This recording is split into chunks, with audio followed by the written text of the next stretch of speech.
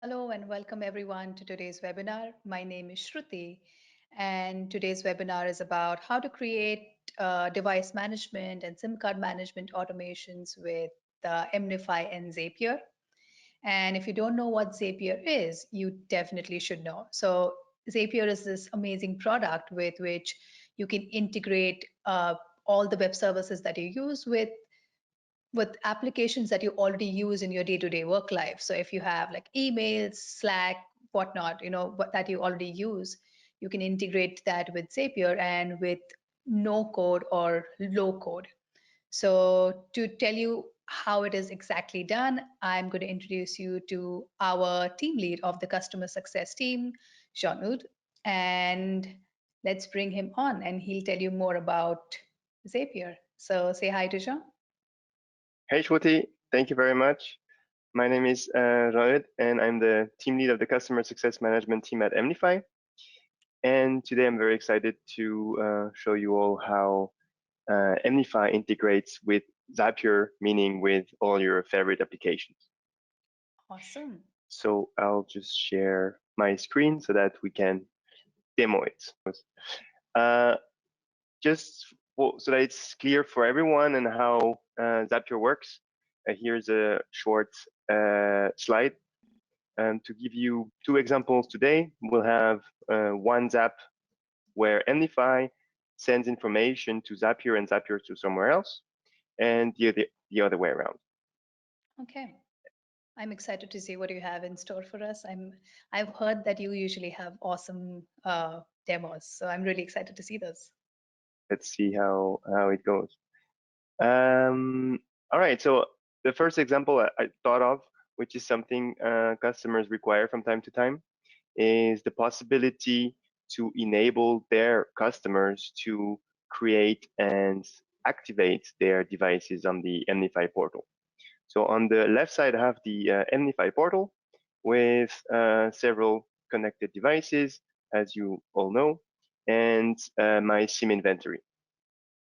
And in this scenario, let's say that the customer is creating GPS trackers, and those trackers are sold via through supermarkets or other points of sale. And the idea is this customer doesn't want to have their device created and enabled on the EMnify platform because, as you know, each activated device leads to monthly costs. So they'd like to enable the customer via a simple Google form or any other kind of form to register their device by filling out their name, their email address, and the ICC ID of the SIM available with the device and written on the packaging, for example. And this form should lead to a device creation. So this form could also be like a web page on their own website when they buy the SIM card, I mean the GPS device, right? Exactly. So if you had like a QR code on the GPS packaging, you could scan the QR code. It could be a Google form, it could be a type form, it could be anything that is integrating with Zapier. So before we start, let's see how the Google form works. So if I put a random name and a random email address and a fake ICC ID and submit the form, then I see that I have a response on this Google Sheet with the timestamp when this happened, the ICC ID, the email address, and the name. So now what we want to do is whenever we have a new role in this Google Sheet, we want to create a EMnify device, enable it, and configure it in a certain way. Okay. So let's jump right into Zapier. And I just logged in, and I'm going to create a Zap. A trigger on the right, this will be the Google Sheet or the Google form, and this should create a device on the EMnify platform. So trigger, we will look for the Google form, and the event will be new response in spreadsheet. In this case, obviously, you have to log in into your Google account, which I have done already. This is as easy as just logging into your Google account and obviously enabling Zapier to access a few information of your Google account. And then you have to select your spreadsheet. If you have several ones, just make sure you give it a proper name, like register your device. Let's check if it's the correct one. Yes, that's the correct one. And the worksheet in case you have several ones. I have only one worksheet, so that's easy. And we continue. Okay, let's test if everything works well. So each time you have a Zap, you need to test if everything works well. And in this case, Zapier could find uh, relevant information in the different columns of my Google Sheet. So let's continue. And now we'll have to set up an action. The action will be performed on EMnify. So we'll choose the latest and the events. So we have different possibilities here. We could enable a device, meaning the device is already created, but is disabled and this will only enable it. This is also a possibility. Or you can fully create a new device. And this is what we will do today. Let's continue. And now we have to sign in into EMnify. So you just have to click on sign in. And in this case, this will require an app token. So where do you find your app tokens? You go on the EMnify platform in the integrations part, you scroll down and on applications tokens, you add one. This is webinar Zapier with only 1p. No expiration date so that we're sure it will work forever. And we create the application token. You copy it and you paste it on Zapier and you continue. If everything goes well, we should be able to log in now and go to the next step. And this login is a one-time thing, right? So the next time you create a news app, you won't have to log in like you did for Exactly, Google. exactly. So you will always be able to select the account you already logged in with. And now we have to define a few information. It's the same information that you have to define when you create a new device on the EMnify platform. So you have to give it a name, you can give it tags, you have to select a service policy, a coverage policy, and you may select to lock it to a specific email or not. And here we'll just inform Zapier where to find this information. Mm-hmm. And the information is basically what we've put here. So ICCID, email address could be the tag, for example, so that you can easily find it. The name of the device could be the name of the customer. And the ICCID obviously is the ICCID that the customer has to put in. So the ICCID will be this information. The device name will be the what's your name question. Should we enable the device on creation? Yes, we want to enable it because we want our customer who uses the GPS tracker to be able to use it right away. Then the service policy is where you define which access types the customer will be able to use. And I've created a new one dedicated for the webinar. So sorry, are these the services policies which are there in your account? Like we've already created Exactly. in your account. Okay. So Those it are, already loads that. yeah, those are all the Awesome. policies already available in my account. This is a test account we several people use at EMnify, so we have quite a lot of policies.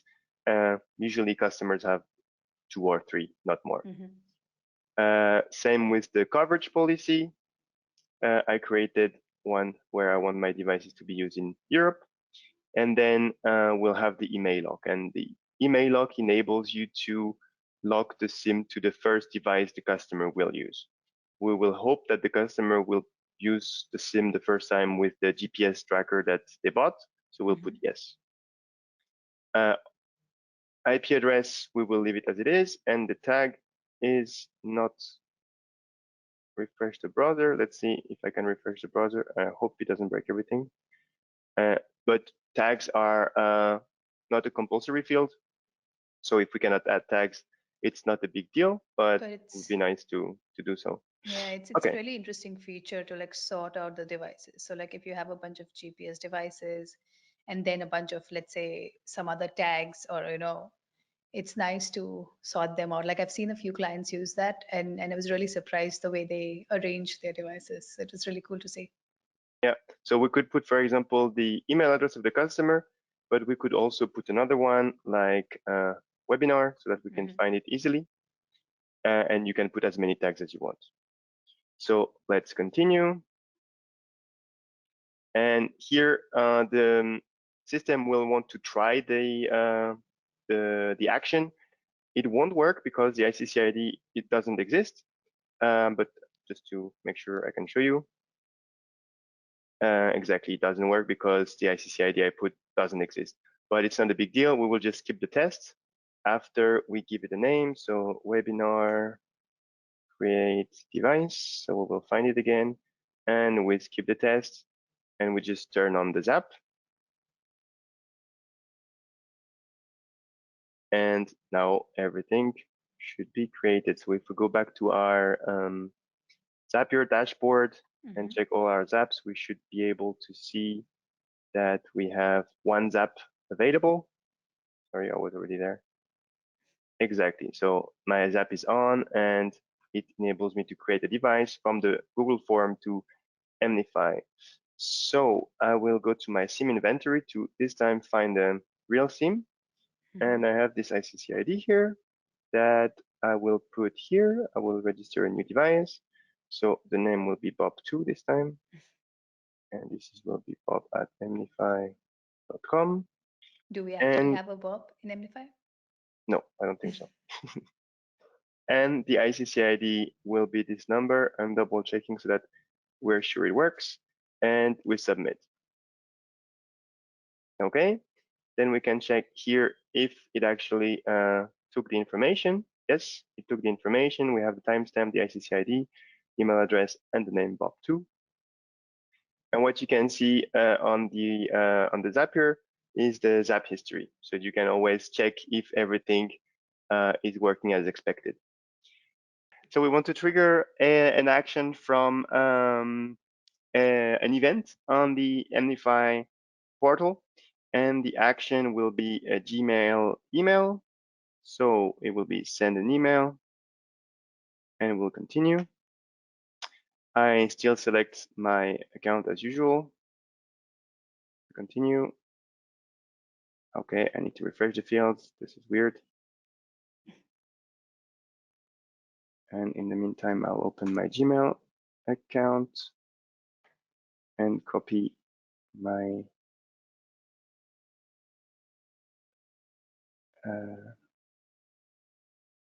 email address. Okay, Hmm. so where do we want to send the email? We want to send it to this email address. And we don't want to CC anybody. So here you're basically entering the way you want your email to look like. Uh, the from will be my email address, and it could be like EMnify notification, the name. The reply to will be, for example, success at emnify.com. And the subject could be endpoint name was disabled. Hmm. And the body, then you can put way more information, as you can see here below in those options. So you could say, again, endpoint name was disabled on, and then you could add the timestamp and the ICC ID, for example, ICC ID, if you want to look it up easily. And you could put also the endpoint tags if you want them. So in this case, we added the email address of the customer as an endpoint tag. This is something you could do as well. Signature and so on, for the sake of the presentation, we don't need, and we'll just continue. All right, then we will once again put a name, webinar, email notification, and this time the test should work because we will trigger an event and it should send an email. That works. We turn on the Zap, and the last thing we have to do is to test it, obviously. Okay. Okay, And this time the test should be much faster because this is an instant. Here it Mhm. says instant as well, but as we could see, it was not fully instant. It could be also because I'm using uh, the free version of Zapier. So Mhm. if you have a premium version, it could be faster, but I'm not sure. And let's try to disable the BOP2 device we just created and see if we do get an email. So we disable it. If I take a look at my events, it should display relatively quickly the information. I refresh it here. Okay, awesome. And in this case, we can see that we got the email with the information that the endpoint was disabled. In somehow the name is not there, but Mhm. I'm sure this can be fixed.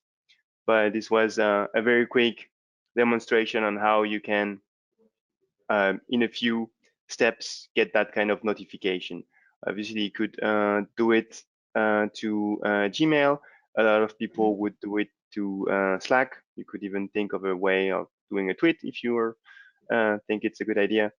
And we saw that you have a huge amount of events you could do that with that would enable you to have full visibility on your uh, EMnify solution and integrate it in a few minutes with your favorite tools.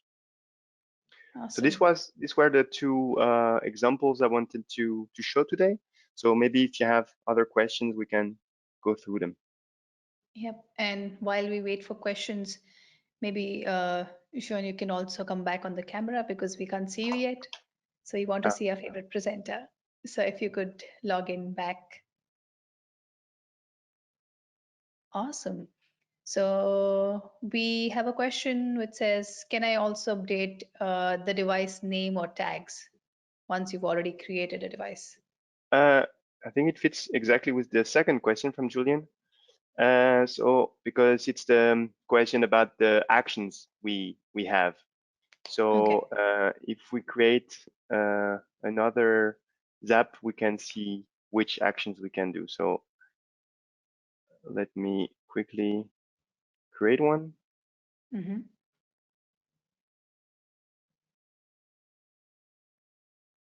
So I will use the Google Sheet again, and I will use this one. Continue.